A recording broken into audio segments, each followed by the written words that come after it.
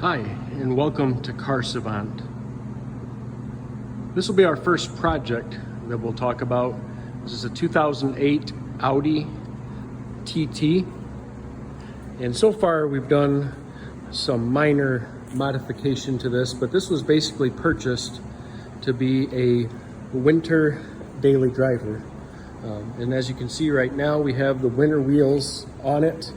We have some pretty good snow tires, Michelin snow tires that are on it right now. It's been a great combo with the all-wheel drive for the winter time. The paint is a unique color. Might not be easy to see in the camera, but it's oolong gray, which oolong gray is a very unique shade of gray. There's some metallic and pearl in it, and depending on the angle at which you view it, it can look a little bit different. The car was paint corrected and ceramic coated back a few months ago, just before winter. A little bit dirty right now, but you can kind of see the overall look of this color. Inside under the lights, it does look a little bit different, but other than the winter wheels and tires, normally it would have a set of 20-inch 2020 TTRS wheels on it. Those will go back on in the spring. It's an S-line. Again, it's a 3.2 liter. It's got the HIDs in the front. It's got actually replaced the front grille with an RS style grille. Thought the look was a little bit better and cleaner looking. It's got the S-line bumper. Again, really smooth body lines. You can see the S-line emblem on it. One thing I like about the second generation TT is the gas door. Got the nice aluminum looking gas door. I guess it's kind of similar to the first generation TT, but just an overall very clean look. I like the fact it's got the adjustable spoiler that basically by the push of the button you can have this wing right here automatically go up and down depending on the speed you're at. And as you can see, the 3.2 emblem, the 3.2 has got the dual exhaust as well. Now, one good thing about the inside is very functional car. It is a two-door. We have had 3 people in it before, so it is pretty usable. You can see I added the all-weather mat, OEM mat in the back. You can easily put these seats down if you want to. And as you can see, not a whole lot of room there in the back seat, is there? But fortunately, the seats can adjust up a little bit and give you some room in the back for passenger access. Show you the inside of this car. Very simple design. I put the all-weather floor mats in it. It's got the S-line seats. You can see with the logo there. Got the automatic transmission. Let me show you. It's got nice looking pedals. Excuse the car, it's not perfectly clean at the moment. This particular example is a Canadian spec or European spec. 125,000 miles on it. Like I said, it's a winter beater. It was just bought to drive around a little bit here in the winter time. Here in Ohio, we don't have too bad of winters. Little snows here and there, enough to be annoying. I did also add the Audi Navigation Plus head unit.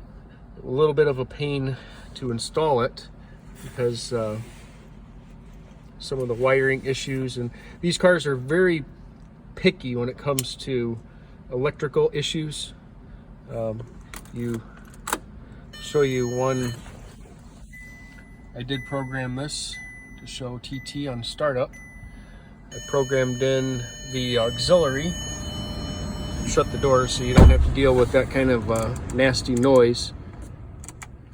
But I did program in the auxiliary port, and as you can see, it's got the European spec climate control. Heated seats on this, as you can see, have 3 positions.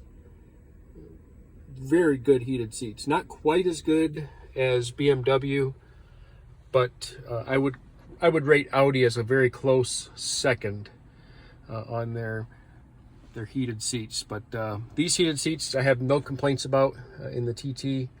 They work very well. Here's a little view of the gauge cluster. There is no lights on, it's actually just in the on position right now. But that's the European or Canadian spec gauge cluster in kilometers, but it does read in the digital center portion in miles per hour. It's got the basic same menu as you'll see in any of these generation Audis, and even Lamborghini and Volkswagen share the same electronics and adjustability. It does have the automatic headlights, which is a nice feature.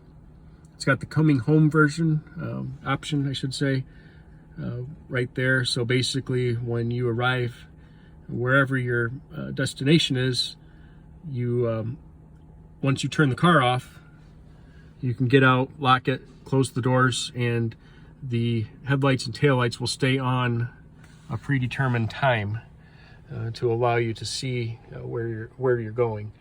But again, here's just a little glimpse of the inside on this. Not a bad car at all. Definitely more than sufficient for winter use. Excuse my shaky camera there. I want to show you the engine bay. Excuse me, this is my first YouTube video. They will be improving as we go. Have some equipment coming. But here is the 3.2 V6 engine bay.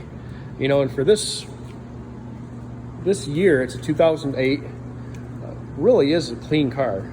You can see lights come on, nice looking xenon headlights come on when you exit the car. But overall, this is a very clean engine bay. I've only had to do some very minor maintenance issues, some new filters, an oil change, which is extremely easy on this.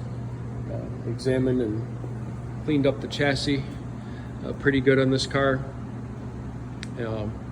But like I said, overall, I'm very pleased with it.